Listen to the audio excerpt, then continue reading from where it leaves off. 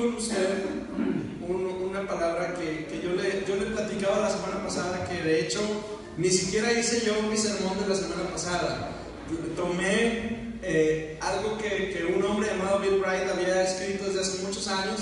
Él fue si no me falla el nombre, a lo mejor estoy equivocado, pero a quien me refiero es al fundador de un movimiento estudiantil en el siglo pasado que se ha extendido a lo largo de los años en muchas partes del mundo. Y este hombre tuvo una visión, y la visión era muy sencilla: ir a los campus universitarios, primero de los Estados Unidos y después de todas partes del mundo, y compartir el evangelio a los universitarios. Probablemente es una de las poblaciones que son más vulnerables, no por economía ni por cuestiones de salud, pero son cuando estamos estudiando en la universidad somos intelectualmente vulnerables porque estamos siendo formados. Y entonces un montón de filosofías e ideas pueden venir a nuestra mente, a nuestro corazón, y en ese momento de hecho es cuando adoptamos nuestras filosofías de vida. Entonces él comparte el evangelio con universitarios, y él escribe algo que hoy conocemos como las 4 leyes espirituales. Es una manera sencilla, práctica de compartir el evangelio con alguien que no conoce de Cristo. Entonces la semana pasada yo le compartí eso en mi sermón, pero realmente el sentido de lo que yo compartí la semana pasada con usted era: este es el mensaje, y tú necesitas tener el mensaje y ser el portador del mensaje. La semana pasada dijimos que tú necesitas ser un heraldo, y cuando escuchamos la palabra heraldo, pues a lo mejor algunos de nosotros recordamos un periódico muy famoso de los años 90 en México, que era el Heraldo de México, que por cierto volvió a circular hace no mucho tiempo. Recordamos al Heraldo de México y nos imaginamos a alguien que está dando unas noticias. Eso es justamente un heraldo. Un heraldo es una persona que va y anuncia un mensaje, una persona que va y lleva una bandera, y lleva una insignia, y tiene una instrucción de hacer y de decir algo delante de alguien. Es un diplomático. Le decía yo la semana pasada: usted es un heraldo del Señor, usted es un diplomático de Cristo, usted tiene la insignia de Cristo aquí. En Apocalipsis dice que hay una marca en su frente, hay una piedrita que a usted se le ha dado con su nombre escrito. O sea, Dios y usted están tan juntos que usted puede ir a donde sea que quiera ir,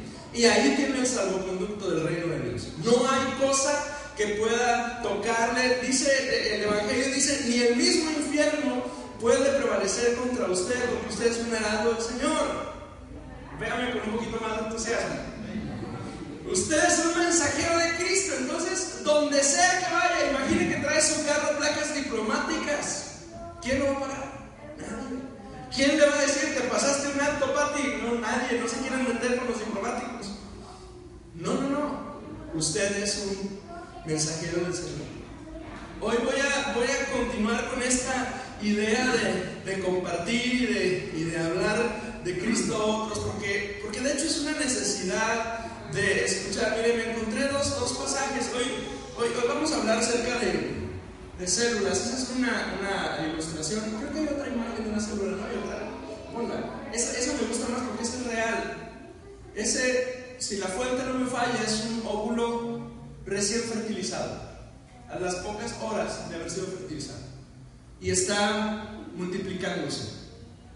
Me emociona pensar en mis niños, ¿verdad? Cuando justo estábamos por ahí en esas fechas, cuando mi esposa tuvo una amenaza de aborto, Marquita, una cosita así pequeñitita, ni siquiera tenía latido de corazón cuando nos asustó con una amenaza de aborto, y me imagino ver a Dios mismo cuidándonos en el vientre de nuestra mamá, teniendo cuidado de ese pequeño manojito de células y formándonos.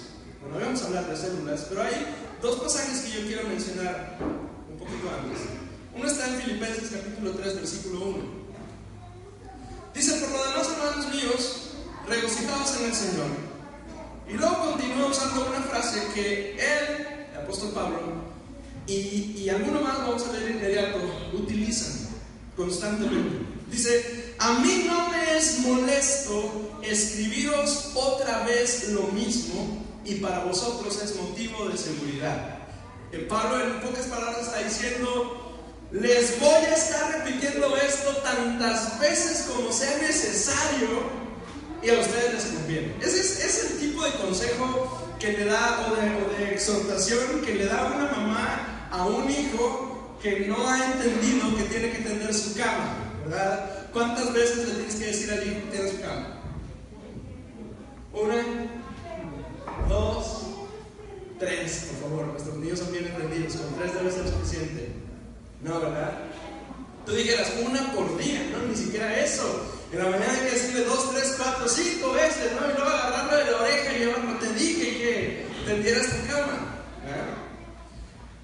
Pues Pablo está diciendo más o menos lo mismo. Pablo está diciendo en el cuerpo de Cristo hay cosas que se dicen y que se tienen que volver a decir, y que se tienen que volver a decir, y a nosotros, su pueblo, nos conviene escucharlo una y otra vez. Dar por sentado que las cosas se entienden solo por decirlas es falso. Esto es una realidad en cualquier lugar en el que usted se encuentre. Por el hecho de decir que algo se debe hacer de cierta forma, no significa que a partir de ese momento se va a hacer de cierta forma. ¿O no es cierto? Tú manejas un equipo de trabajo y tú sabes, tú les das una instrucción y a la primera lo hacen tal como les dijiste. ¿Sí? Más o menos. Tú manejas un equipo de trabajo, Ricardo. A la primera ya agarraron la onda. ¿A las cuantas? 3, 4, 5, 6. ¿Alguien más maneja un equipo de trabajo aquí? ¿A las cuantas ya entendieron? Les dices A, B, C, D y inmediatamente ya saben cómo hacerlo. Sí. Eso es bueno. Luego nos das unos tips porque fallamos por ahí en eso. Los padres cometemos ese error constantemente. Hazlo así y no lo hace así, hay que insistir. Los líderes que no afirman la visión tienen el riesgo de ver su visión incumplida. Y todos nosotros, y yo mismo, hemos cometido ese error una y otra vez. Pensar que algo está dicho y que por eso ya todo el mundo entendió que así se hace, no funciona de esa forma. Segundo de Pedro capítulo 1, versículo 12 dice: por tanto, ahora es Pedro, siempre les recordaré todas estas cosas, aun cuando ya las saben y están firmes en la verdad que se les enseñó. Ahora es Pedro diciendo que... Gracias. Ahora es Pedro diciendo que conviene repetir las cosas para que queden firmes, para que incluso aquellos que ya han escuchado las verdades del Evangelio, los principios de la vida cristiana, la vida en el Señor, la enseñanza, la doctrina, los fundamentos, los procesos, el estilo de vida en Cristo, o la manera en la que se desarrollan las cosas en la iglesia. Incluso si alguien ya lo ha escuchado, es necesario que lo vuelva a escuchar. Y si usted no lo ha escuchado todavía, más importante es todavía escuchar cuál es la visión de nuestra iglesia. ¿Por qué se hicieron todo esto? En el 2014, en agosto del 2014, cuando Dios me permitió llegar a esta congregación, busqué entre los archivos y los documentos y las hojas y las notas y demás cosas que había sobre nuestra congregación, y me encontré con algunos archivos y reseñas y fotos, pero me encontré con una declaración de visión de nuestra iglesia. Y la primera oración que yo hice fue: Señor, ayúdame a que esta declaración de visión se convierta en mi declaración de visión personal. Hace unos años hay un autor muy viejito, ya hoy es un anciano, que se llama John Piper. Algunos de ustedes saben de quién estoy hablando o han leído de él, y si no, busque un libro por ahí de él que se llama Deseando a Dios, que está muy bueno. Bueno, John Piper fue pastor durante alrededor de 35 años de una congregación que se encuentra en Minneapolis, en Minnesota. 35 años. O sea, yo tengo 33 años de edad y ese viejo duró 35 años pastoreando una iglesia. Él empezó a pastorear alrededor del 81, 82 más o menos. Yo todavía no nací en ese entonces, algunos acababan de nacer, algunos ni estaban en plan. Pero en esos años, él llegó a esta congregación y había igual una declaración de visión. En el caso de nuestra iglesia somos una iglesia que ama a Dios y a las familias para reconciliarlos con Jesucristo. Dije, ¿me están diciendo de memoria? No, es claro, para estar leyendo. Y él escribió que el momento en el que Dios empezó a bendecir su pastorado y a su congregación junto con él fue el momento en el que dejó de haber dos objetivos. Uno, los objetivos personales de él como pastor, y otro, los objetivos de la iglesia, y se convirtieron en uno solo. Entonces yo había leído eso y dije, pero ya leí, yo ya sé qué hacer. Y lo primero que oré fue, Señor, que eso sea la visión de mi vida, no nada más sean unas letras escritas en algún archivo, en alguna lona o puestas en alguna pantalla, que sea lo que yo quiero hacer, aquello en lo que yo quiero invertir mi vida y todo lo que yo soy, que la visión se grabe en mi corazón como una visión personal. Y entonces empecé a orar y empecé a compartir la palabra. No se acuerdan de algunas de estas cosas. Y en el 2015 yo dije, yo ya sé qué hay que hacer. Entonces en el 2015, en enero del 2015, yo compartí algunas de las cosas que voy a recompartir hoy con ustedes. Decimos, la promesa es una iglesia que ama a Dios y a las familias para reconciliarlos con Jesucristo. Ahora, la razón por la que la primera imagen que vimos el día de hoy era una célula, ¿sí?, es porque una de las primeras cosas que yo compartí con la iglesia en ese entonces era justamente eso, de células. Y no me refería yo a la biología de las células y a la mitocondria y a los cromosomas y al núcleo y a todas las demás piecitas de una célula. Más bien me refería a la célula como el estilo, la forma en la que nuestra iglesia iba a alcanzar o a completar la visión de nuestra iglesia, que es ser una iglesia que ama a Dios y a las familias para reconciliarlas con Cristo. Entonces, la pregunta es, ¿a qué me refería en ese entonces? Y a qué me refiero una vez más ahorita con la idea de las células. ¿Qué es una célula? Bueno, esto es un poquito de biología. La célula es la unidad estructural más pequeña de un organismo que es capaz de funcionar independientemente y que tiene la capacidad de crecer y de multiplicarse. Quienes estuvimos en la secundaria, un día llegamos a la clase de biología y nos pidieron algunas muestras de algunos tejidos orgánicos. Puede ser un pedazo de hoja, puede ser lo que sea, ¿no? Hay un montón de tejidos, un pedazo, nos arrancaron un pedazo de piel, nos dieron un pinchazo en un dedo y aventamos ahí una gotita de sangre o lo que sea, lo pusimos en un Petri, ¿se llama? ¿No? ¿No se llama Petri? No sé, una plaquita de muestra de cristal y lo colocamos en el microscopio y entonces empezamos a ver ahí algunas células y nos dimos cuenta y nos enseñaron, ¿verdad?, que tiene una membrana y tiene es una cosita insignificante, pequeñita, es el mínimo de lo cual usted y yo estamos hechos, pero ese mínimo tan chiquitito es un organismo en sí, es una unidad y es capaz de funcionar por sí misma. La celulita, por más pequeña e insignificante que usted ni las ve, está hecho de millones de ellas, pero usted ni siquiera tiene idea de cómo son, a menos de que se los ponga en un microscopio. Entonces, pero esos pequeños organismos tienen la capacidad de reproducirse, de multiplicarse, de crecer, de funcionar por sí mismos. De hecho, si no funcionaran nuestras células, usted y yo nos habríamos muerto. En una cosa de días es que todas las células de nuestro cuerpo mueren y se reproducen por nuevas. Si algo estuviera mal en nuestras células, en una cuestión de días, usted y yo ya no estaríamos vivos aquí. De hecho, envejecemos porque nuestro organismo pierde esa capacidad de que las células se vayan multiplicando, de manera que llega un punto en el que ya no se multiplican, ya no existe esa renovación de tejidos en nosotros y nuestra piel empieza a arrugarse y nuestros tejidos empiezan a dejar de funcionar, nuestros órganos dejan de funcionar, nuestros cabellos empiezan a ponerse blancos por lo mismo, porque las células de nuestro cuerpo ya no tienen esa capacidad de regenerarse.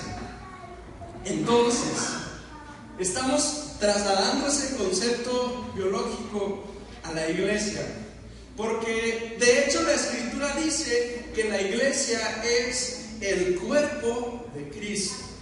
y nos pone de ejemplo un cuerpo y nos dice que cada uno de nosotros somos miembros. Así, algunos son ojo, algunos son oreja, algunos son mano, algunos son pie, y en esos miembros se pone la atención el apóstol Pablo. Y sin embargo, cada uno de nosotros somos una pequeña parte del cuerpo de Cristo. Si usted no estuviera aquí, nos haría falta. ¿Sí? Y de hecho, cuando usted no está, le hace falta al cuerpo de Cristo. Cuando usted se ausenta, o probablemente hay que decir, cuando usted deja de funcionar en el cuerpo de Cristo, usted hace falta en el cuerpo de Cristo. Dele un ojo al que tiene junto a usted. Mírele, está bien guapo, bien bonita hoy, pero si no está, hace falta. De hecho, eche un ojo a las sillas que están vacías. Todos esos son espacios de gente que hace falta en el cuerpo de Cristo. Son parte esencial, necesaria en el cuerpo de Cristo. Si es tanto como si a usted le faltara el dedo pulgar, y uno dice el dedo pulgar, pues ¿de qué me sirve el dedo pulgar de la mano derecha? Quíteselo y vea de qué le sirve. ¿De qué me sirve el dedo gordo del pie izquierdo? Si ni siquiera juego fútbol yo con él, yo soy diestro, ¿no? Quíteselo y vamos a ver cómo le va. Bueno, el dedo gordo no, pues es para el balance, es chiquito. Pues, ¿de qué sirve el dedo chiquito? Golpéeselo. ¿Y cómo le va? Es más, ni siquiera vayamos más lejos. Las cejas. Rasúrese las cejas un día. No tenga cejas. Y salga a correr y sude. ¿Cómo le va a ir?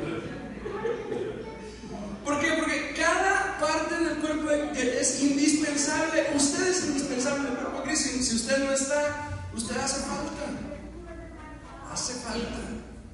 ¿Por qué hablamos de células? Y al hablar de células en la iglesia, estamos hablando de, regresa atendido para la definición, la unidad estructural más pequeña de un organismo de la iglesia que es capaz de funcionar independientemente y que tiene la capacidad de crecer y de multiplicarse. Cuando hablamos de células, estamos hablando de un grupo de hermanos, de un grupo de creyentes, que es la unidad mínima.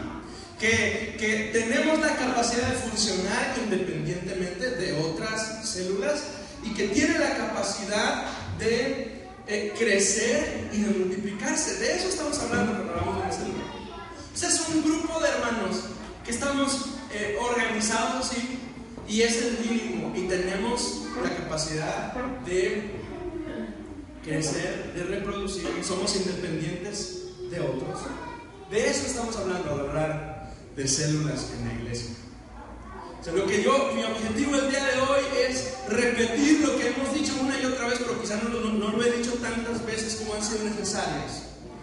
Que la forma en la que estoy convencido que Dios ha definido el rumbo para que la visión de nuestra iglesia se complete es a través de grupos pequeños. Por eso estoy tomando este tiempo con usted. ¿Por qué? ¿Por qué células? ¿Por qué insistes tanto, Hugo, en esta idea de los grupos pequeños? Porque alguien puede decir, yo estoy bien feliz, yo quiero ir a la iglesia el domingo y ya, desafanarme del mundo y estar aquí y alabar al Señor y luego salir y que vuelva yo a la realidad del mundo y nos vemos en 8 días.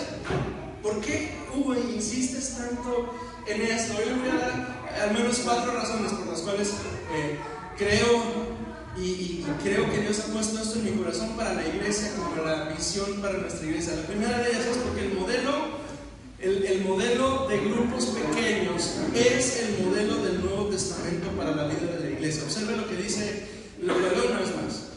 Es el modelo del Nuevo Testamento para la vida de la iglesia. Fíjese lo que dice Hechos capítulo 2, versículo 42 en adelante. Todas las citas del día de hoy están en la Nueva Traducción Viviente. Si usted tiene oportunidad, lea esa versión porque está muy buena. Todos los creyentes se dedicaban a la enseñanza de los apóstoles, a la comunión fraternal, a participar juntos en las comidas, entre ellas la cena del Señor, y a la oración. Y un profundo temor reverente vino sobre todos ellos, y los apóstoles realizaban muchas señales milagrosas y maravillas. Todos los creyentes se reunían en un mismo lugar y compartían todo lo que tenían. Vendían sus propiedades y posesiones y compartían el dinero con aquellos en necesidad. Verso 46. Adoraban juntos en el templo cada día, se reunían en las casas para la cena del Señor y compartían sus comidas con gran gozo y generosidad. Todo el tiempo alabando a Dios y disfrutando de la buena voluntad de toda la gente. Y cada día el Señor agregaba a esa comunidad cristiana los que iban siendo salvos. Este versículo, de hecho, creo que lo leímos también la semana pasada y lo hemos estado leyendo durante esta semana en algunos lugares. ¿Por qué insistir en los grupos pequeños? Porque es el modelo que la iglesia usó cuando la iglesia fue fundada. Hay dos fotos que quiero que usted vea. La primera es la de la iglesia de la Sagrada Familia en Barcelona. Me encanta ese lugar. Un día espero que Dios me dé la oportunidad de ir allá y pararme ahí en la entrada y voltear hacia arriba y babear unos 5 minutos y entrar y ver las columnas altísimas y pararme ahí, asustarme y pensar que si estornudo se van a venir encima. Es increíblemente alta. De hecho, no está terminada. Todas las fotos que usted ve de la iglesia de la Sagrada Familia de Barcelona, en todas hay grúas. Lleva décadas que se está construyendo y la obra se paró, de hecho, hace algunos años, y de un par de años para acá creo que se volvió a activar la obra porque hay una cúpula que se tiene que terminar y hay unas torres que se tienen que extender. De hecho, en la parte de atrás se ven las grúas y se ve la torre, esta cúpula alta que se está construyendo. Ya hay secciones que todavía no están terminadas y se ve padrísima y me gusta ese estilo. Y es el estilo gótico, ¿verdad? Sí, ese es el ícono del estilo arquitectónico gótico. Es fascinante y me gusta mucho. Pero resulta que usted y yo vemos esa foto y decimos, es una iglesia, ¿verdad? Pues resulta que esta idea de la iglesia con lugar, eso surge alrededor de 300 años después de Cristo, ¿sí? O sea, Cristo vino, vivió su ministerio terrenal, murió, fue sepultado, resucitó, ascendió, pasaron 300 años de iglesia y hasta entonces, después de 300 años, la iglesia se empezó a reunir en templos, ¿sí? Hasta entonces, 300 años después de Jesús, entonces empezaron, y fíjense que al principio, lo curioso, no eran templos para los cristianos, eran templos que los romanos tenían para sus dioses y que dijeron, pues aquí, ahora somos cristianos y este lugar está grandísimo, ¿cómo ven si nos reunimos aquí? Y empezaron a reunirse ahí. Usted va a Roma y se encuentra con que un montón de esas basílicas, que son redondas particularmente esas, eran de los dioses de Júpiter y Saturno y no sé cuántos más, pero empezaron a usarse como templos cristianos. Entonces la idea de reunirse en un templo así no es tan original como creemos. Más bien, en un inicio las iglesias se reunían algo así como la siguiente foto. No la quiero poner, esa de ayer, pero esa es de ayer. Pero más bien la iglesia se reunía, avísenos, pastor, más bien durante 300 años la iglesia se juntaba en las casas de todo el mundo. De hecho, desde Hechos 2, 42, 43, 47 dice en el templo y en las casas. Y en el templo lo aprovechaban para ir, reunirse, anunciar el evangelio, decirles, hablarles acerca de Jesús. Y una vez que pasaba eso, y no tenían mucho tiempo para eso, entonces se iban a las casas. El cálculo de la iglesia de Elim, cuando hace este estudio bíblico sobre cómo funcionaban, es que cada uno de los 120 creyentes que estaban en el aposento alto estaban o atendían o servían en casas alrededor de 125 personas cada día. O sea, esos 120 personas de los que nos habla Hechos capítulo 1 y capítulo 2 al principio, que recibieron al Espíritu Santo, cada uno de ellos eran responsables de atender alrededor de 125 personas por día, más o menos así estaban divididos. Entonces, los templos como construcciones empiezan a utilizarse alrededor del año 300. Pero antes de eso, la iglesia se reúne en casas, pero no nada más en casas, en cuevas, en el monte. Se reunían, se juntaban y dijeron: ¿dónde? En aquel monte donde nadie los ve, a la hora que nadie se dé cuenta, y todos se iban para allá a las 2 de la madrugada y ahí se reunían y allá alababan a Jesús. En los panteones. Hace algunos meses yo le enseñé una foto de algo que se llamaban catacumbas, que eran los lugares donde se juntaban a la gente debajo de la ciudad, y ahí era donde se reunían. ¿Por qué? Porque en el panteón nadie lo molesta, aunque digan que hay cosas paranormales. ¿Acaso usted va al panteón y es el lugar más pacífico? Ahí no va a tener vecinos ruidosos. Pues ahí se reunían los cristianos en grupos pequeños. Entonces, la primera razón por la cual hablamos de células en la iglesia es porque es el modelo del Nuevo Testamento para la vida de la iglesia. La segunda es porque Jesús mismo puso en práctica el modelo del grupo pequeño. Marcos capítulo 3, versículo 13 dice: tiempo después, Jesús subió a un monte y llamó a los que querían que lo acompañaran, y todos ellos se acercaron a él, y luego nombró 12. ¿Cuántos? Y los llamó sus apóstoles, y ellos lo acompañarían y él los enviaría a predicar. O sea, Jesús fue el primero que usa este modelo de grupo pequeño con sus discípulos. Ahora, si tienen dudas sobre esto, a Jesús lo seguía un séquito de alrededor de 80 personas. O sea, donde él fuera, había alrededor de 80, 70 personas con él. Pero un día eligió de todos esos solo a 12. Lucas nos da un poquito más de precisión sobre eso, porque Lucas dice: y los reunió a todos y de ellos tomó a 12.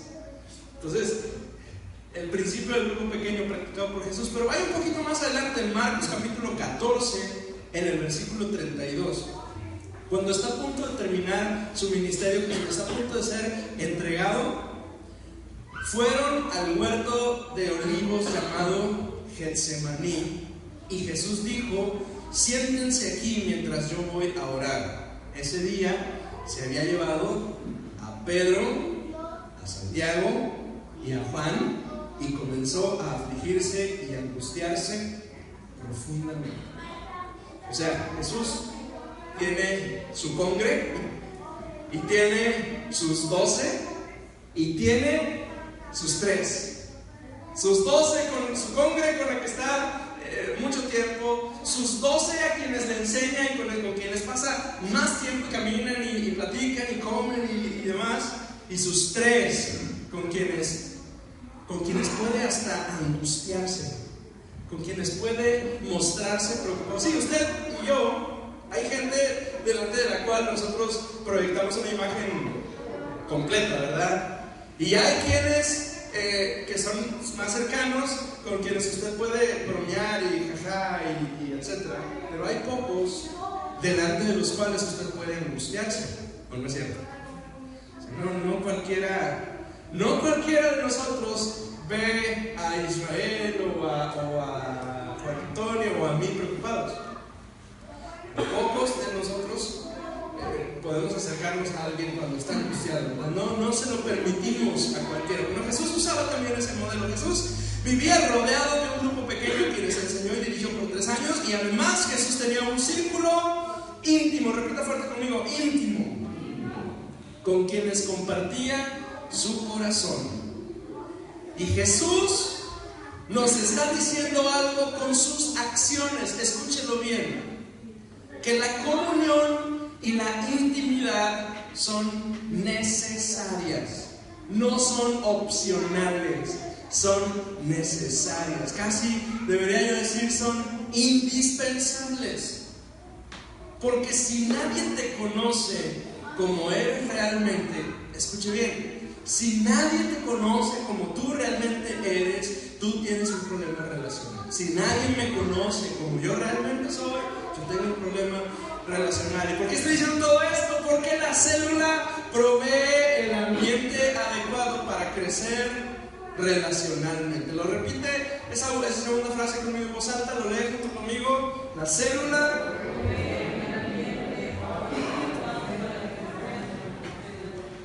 Relacionalmente, sobre el crecimiento relacional, los círculos son mejores que las filas. Los círculos son mejores que las filas. Las iglesias normalmente estamos acomodados en filas.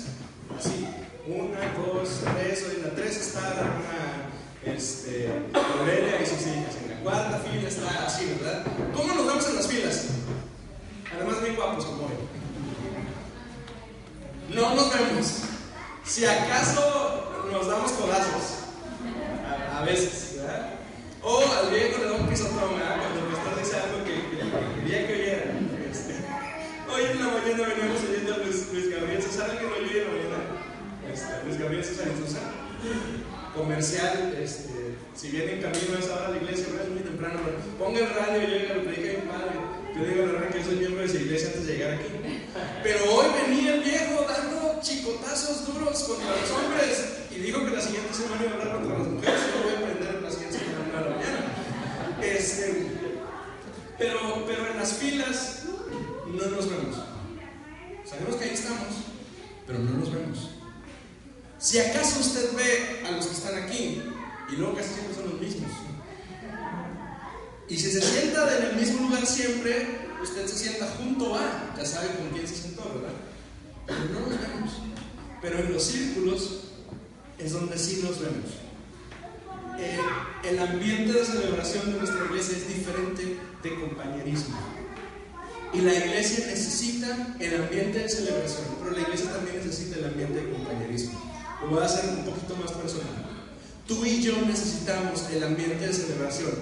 Llegar y el ruidazo, y sí lo necesitamos porque el ruidazo nos ayuda a abrir nuestros labios y declarar fuerte: Dios imparable, Dios invencible, tú eres inigualable. O sea, yo necesito ese ambiente para poder declarar con mi corazón mi fe al Señor.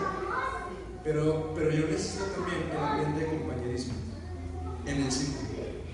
Cuando veo a mis hermanos, cuando me ven a los ojos, cuando me siento junto con mi hermana Juana, mi hermana Ana, mi hermana Argelia, los martes, y nos miramos a los ojos y nos decimos: ¿cómo les fue esta semana? Y digo: bien. Y Argelia se me queda viendo y me dice: o Juana se me queda viendo y me dice: ay, pastor, por favor. Quienes han estado en esa reunión saben que la hermana Juana y yo tenemos trato rudo, ¿verdad? Porque ese lugar es tan importante para mí, cristiano, como el estar aquí en la iglesia.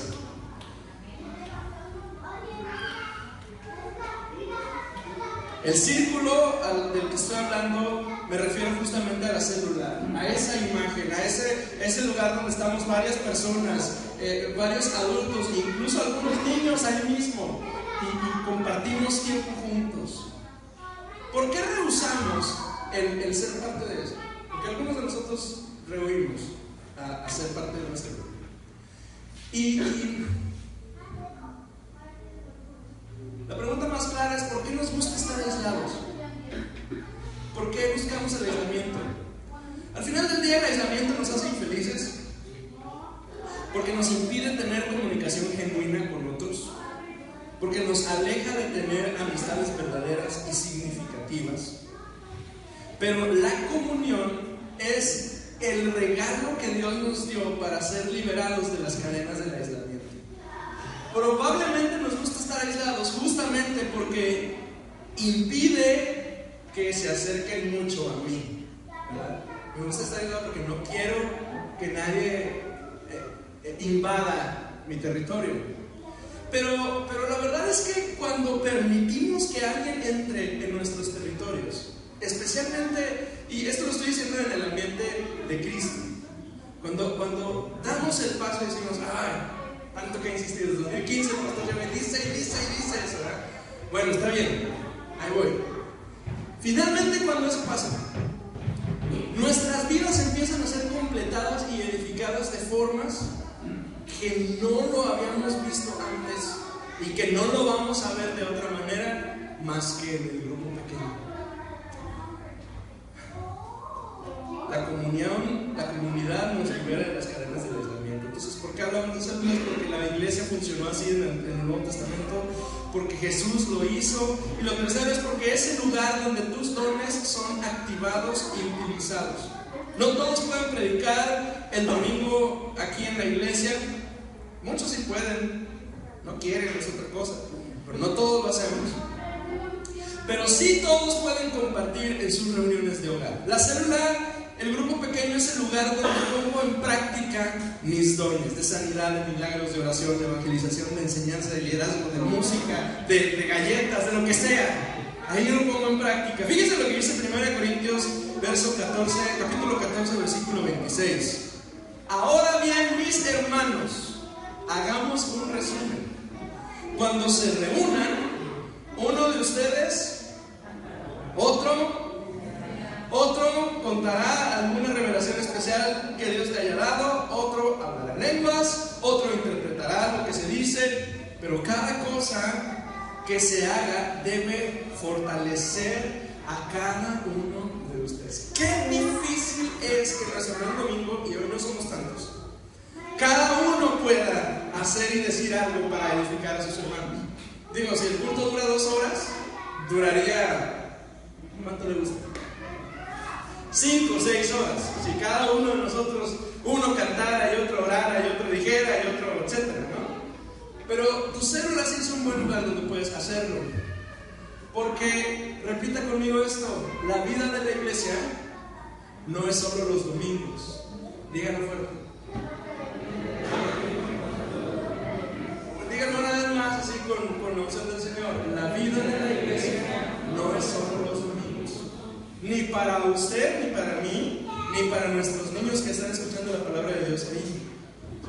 Si yo quiero que mis hijos sean bien cristianos porque los llevo ahí a su clase, no, la vida de la iglesia no nada más es los domingos. Necesitan más chamba, mucha más chamba que eso.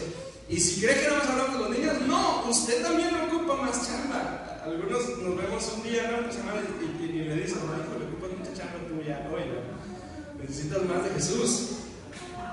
La vida de la iglesia no es solo los domingos, la vida de la iglesia es la comunión de los santos en otros momentos de la semana para poder crecer. Entonces, número 1, así funcionaba la iglesia en el Nuevo Testamento. Número 2, Jesús practicaba el principio del grupo pequeño. Número 3, es el lugar donde se activan los dones y los utilizas. Y número 4, porque es la estrategia más saludable para la evangelización, el crecimiento espiritual y numérico de la iglesia. Es una frasezota grandota, pero lo que quiero decir con ello es que la célula es el mejor lugar donde puedes compartir de Cristo. Yo no sé si para ti es tan sencillo. Hay hermanos aquí que sí lo es. Yo los conozco y los he visto y son pero buenísimos para compartir el evangelio. Hay un hermano de aquí de la iglesia que toca la puerta, le abren inmediatamente como torpedos. Que quiero leer algo de la palabra. Mira, la Biblia dice esto y esto y esto.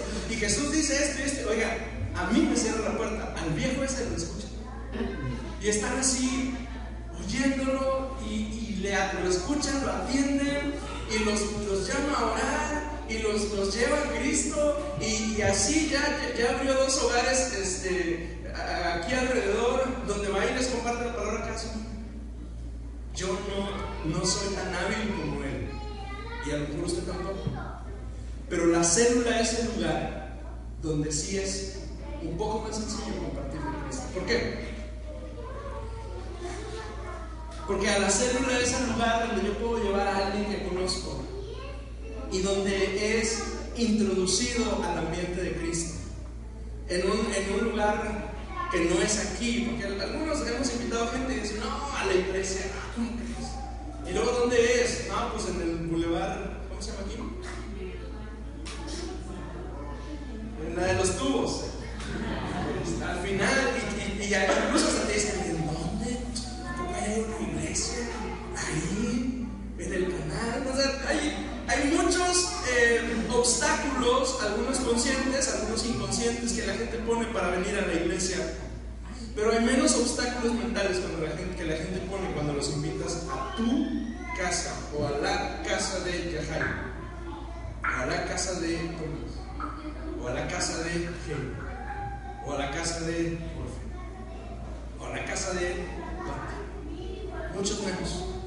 Es un ambiente de compañerismo y amistoso en el que puedo llegar y yo voy a escuchar la palabra de Dios que eventualmente va a traer un efecto en mi vida. Mateo capítulo 28 versículos 18, 19 y 20 es un mandamiento. Escucha lo que dice en esta versión. Jesús se acercó y dijo a sus discípulos: se me ha dado toda autoridad en el cielo y en la tierra, por lo tanto, ¿qué dice? Lean fuerte: vayan y hagan discípulos a todas las naciones, bautizándolos en el nombre del Padre, del Hijo y del Espíritu Santo. Enseñen a los nuevos discípulos a obedecer todos los mandamientos que les he dado, y tengan por seguro esto: yo estoy con ustedes siempre, hasta el fin de los tiempos. Y esa no es una sugerencia, y esa no es una opción, y eso no es, Juana, si tienes chance, ve. Y Ana, bueno, Ana, tú no eres una mujer muy ocupada, tú estás exenta de ir. Y Jera, no, usted es muy ocupado, usted puede omitir. Pero Tomás, no, Tomás sí, Tomás además él puede y habla bien fuerte, él sí tiene que ir. Y Ricardo, no, Ricardo está estudiando la maestría ahorita, él no tiene tiempo ahorita, él puede abstenerse de... No hay excepciones, no es si quieres, es un mandamiento. Y a la letra de lo que dice la palabra, cuando un mandamiento no se cumple, ¿qué estamos haciendo? Pecando. Entonces, ¿por qué es tan importante la célula? Porque es más sencillo compartir el evangelio ahí. Hay unas diapositivas que yo le compartí hace muchos años, que son más o menos esta idea de lo que yo me he referido durante todo este tiempo. Las células somos grupos pequeños. Tenemos la idea de que la iglesia es esto: es sentarnos todos y escuchar a un fulano guapísimo compartir la palabra. Y bueno, cuando no llega, pues al pastor, ¿verdad? Pero la iglesia realmente es esto. La iglesia, de hecho, del Nuevo Testamento es esto: son grupos. Son grupos que tienen cada uno un líder y gente que asistimos a ellos. Pero quizá la siguiente es un poquito más clara de lo que somos. Algunos grupos tenemos fuera mujeres, algunos son con niños, a donde asistimos mi esposa y yo, llevamos 2, cuentan como por 5, pero son nada más son 2. Algunos son de puros niños. Dale la siguiente porque eso me gusta mucho, porque formamos círculos. Ahí hubo una que tuvo tantos niños que hubo que hacer algo ahí con ellos. Continúa. Esta era nuestra iglesia cuando nos reuníamos en el Mansión Real. Y la idea era, esta es nuestra iglesia hoy. Se parece un poquito más como estamos distribuidos. ¿Cómo son nuestras células? Porque a lo mejor no lo hemos dicho lo suficiente y ustedes dicen: yo no quiero ir porque no sé ni cómo es. Bueno, en nuestras células básicamente hacemos 6 cosas. Tenemos un tiempo de bienvenida que dura 5 minutos. Luego tenemos un tiempo de gratitud en el que compartimos lo que Dios ha hecho con nosotros, que dura 7 minutos, 8 minutos. Después tenemos un tiempo de alabanza, cantamos un canto. ¿Cómo le hacemos? ¿Se lleva su guitarra, pastor? No. Alguno de los chamacos pone un celular, una bocina, y con eso cantamos juntos y alabamos al Señor. Después leemos la escritura. ¿Qué leemos? ¿Alguien lo trae por ahí y lo levanta así con orgullo? No, porque lo hacemos en casa, porque ahí es donde lo hacemos y está bien. Nuestro tiempo con Dios. Por cierto que ya no hay tiempos con Dios, pero un tiempo por esto. Nuestro tiempo con Dios, leemos lo que leemos la Biblia, ni siquiera leemos algo extraño, no leemos la palabra de Dios. Después tenemos un tiempo de oración por peticiones. Su líder sabrá si las recoge al principio o al final las peticiones, pero las anota y oramos por ellas. Levantamos una ofrenda y nos despedimos. ¿Cuánto dura nuestra reunión? 1 hora 10. Ya cuando el líder anda, ¿cómo se dice cuando está bien?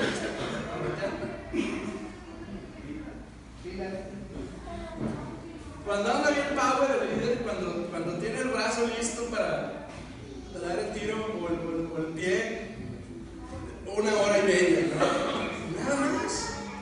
¿Quiénes participan en la célula? Pues participa su líder, su asistente, el anfitrión, que es quien abre su casa para que se haga la reunión, el tesorero o secretario, que es el que recibe y cuenta las ofrendas y le cuenta a usted porque asistió, el encargado de niños cuando es necesario y los demás miembros. ¿Quiénes asisten a una célula? Los miembros y los invitados. Dejamos a un lado este detalle de los invitados por mucho tiempo porque dejamos de repetirlo. Porque a la célula vamos los miembros de la célula, pero la idea de la reunión es llevar invitados a la célula. Es que usted pueda llevar un invitado a esa reunión. Pueda decirle a quien sea, a su vecino, el chavo del Seven, a su amigo, su hermana, su papá, quien usted quiera, llévelo a su reunión, invítelo a su reunión, que sea parte de esa dinámica de vida que tenemos nosotros como iglesia. Quiero terminar con una pregunta. Si este día las condiciones político-sociales de México cambiaran, que hay gente que está alarmándose mucho por eso. Si este día las condiciones de México cambiaran, hoy, sin problemas, usted se levanta de donde esté y llega aquí, nadie le impide, no hay nadie que le impida entrar, y usted llega aquí a la iglesia y alaba al Señor. Pero de un día a otro las condiciones pueden cambiar, el gobierno puede decir: a partir de hoy no hay iglesias, y donde sea que se reúnan iglesias se cierran y se convierten en cafeterías y restaurantes, en el mejor de los casos. Porque las iglesias en algún tiempo las convirtieron en muchas cosas. Se cierran, ya no hay iglesia. Pero Dios nos ha dado una visión, ¿no? Y la visión de Dios debe cumplirse. Nosotros como generación, Dios nos ha dado la visión de ser una iglesia que ama a Dios y a las familias para reconciliarlas con Cristo, ¿verdad? Bueno, si hoy ya no podemos entrar aquí, y el domingo que llegamos y hay 2 soldados aquí, 2 soldados allá con las armas listas para decirnos: ya no puedes entrar, ¿qué puedes hacer tú? Fíjese la pregunta, no es voy a llegar a la iglesia y a ver qué va a hacer el pastor para solucionar esto. No, es ¿qué puedes hacer tú para que nuestra congregación continúe cumpliendo con su visión? Porque así de importante eres tú en el cuerpo de Cristo. Porque no es lo que hace el pastor, o lo que hace el líder de alabanza, o lo que hagan los administradores, o a ver cómo lo resuelve, y si no lo resuelve yo ahí me voy, porque aquí hay soldados feos, como veis. No, ¿qué puedes hacer tú para lograr que continúe cumpliéndose la visión de Dios para nuestra iglesia? Y la respuesta parece compleja, pero es muy sencilla. Tu célula. Ahí puedes seguir siendo la iglesia. Es que yo no voy a la iglesia, yo soy la iglesia. Yo no vengo aquí a la iglesia, yo soy la iglesia. Donde esté, yo ahí soy la iglesia de Cristo. Yo soy la iglesia. La visión de la iglesia no la cumple ni el pastor, ni los administradores, ni el liderazgo, solamente la cumples tú. Y el evangelio no se predica solamente por el pastor, o los líderes, o los administradores, sino por ti. Y hay dos ideas con las cuales quiero concluir. Si esta es la primera vez que escuchas lo que acabo de decir, es posible. Yo te animo a que intentes ser parte de un grupo pequeño. Si es la primera vez que escuchas esto, si llegaste y ay, ¿de qué está hablando este viejo? Un grupo pequeño, crecer, conocer a Cristo, con hermanos en una casa, pues suena raro, pero quiero intentar. Si es la primera vez que escuchas eso, inténtalo, porque varios de nosotros, hasta el momento en el que no empezamos a buscar a Dios de esa forma, en un grupo pequeño, no crecimos. Llevábamos años atorados con muchas cosas, con cuestiones de nuestro carácter, o simplemente no queríamos acercarnos a buscar a Dios, y entonces lo decidimos y Dios empezó a hacer cosas con nosotros. Entonces, si es la primera vez que lo escuchas, inténtalo. Si tú ya eres parte de un grupo celular, échale ganas en donde estás. ganas. Yo sé que la frase es muy mexicana y no dice mucho, pero con echarle ganas me refiero a busca al Señor, enriquece la célula en donde Dios te ha sembrado. No te puso ahí el pastor, no te puso ahí nadie más que Dios, porque te puso en ese lugar. Enriquécelo, fortalécelo, crece junto con ellos, cumple la visión de Dios para la iglesia en ese lugar. Hazlo por tu bien, por el bien de tus hijos, de tu familia y de la gente que no conoce a Cristo, que va a conocer a Cristo a través de ese lugar. Cumple, esfuerzo. Y la tercera, si ya van muchas veces que escuchas que seas parte de una célula y todavía no eres parte de una célula, anímate, inténtalo, dale una oportunidad al Espíritu Santo a que haga cosas en ti, escúchame bien, que no las va a hacer a menos que des ese paso. Pero me incomoda, no quiero, tengo que invertir tiempo en eso. Mira, mi esposa y yo, nuestros hijos se duermen muy temprano y ese día se duermen tarde. Se acabó. Y ya sabemos que al día siguiente están odiosos, y ya sabemos que al día siguiente no se quieren levantar, y ya sabemos que están llorando, y ya todo eso ya lo sabemos, pero ese día es su celo. Y si faltan, hijos se enojan, porque hace frío, pero yo quiero ir. Y miren, el mío va y está sentado en una mesa aparte, o sea, ni siquiera está ahí, ni tiene enseñanza para él, ni nada. Ahí está arrumbadito él en la mesita de la casa donde nos reunimos, pero ahí está.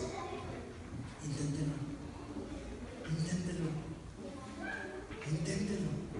En el nombre del Señor se lo digo. Inténtenlo. Sorpréndase de lo que Dios puede hacer en su vida a través de esto. Y no es nada nuevo. Y no creo que sea una pérdida de tiempo dedicar toda esta hora para decírselo, porque no me cansaré, como dijo el apóstol Pablo, de repetirles las mismas cosas, porque a ustedes les conviene. Busca al Señor en tu Señor. La iglesia no nada más es aquí. Y miren, que hay que decir que a veces ni aquí venimos, pero la iglesia es aquí y allá. Aquí celebramos y disfrutamos de la presencia de Dios, pero allá crecemos, compartimos, llevamos, damos, nos llenamos, atraemos gente para que conozca de Cristo. ¿Sabe? Nunca va a ser usted tan productivo en el Señor como lo puede ser en un grupo pequeño. Nunca.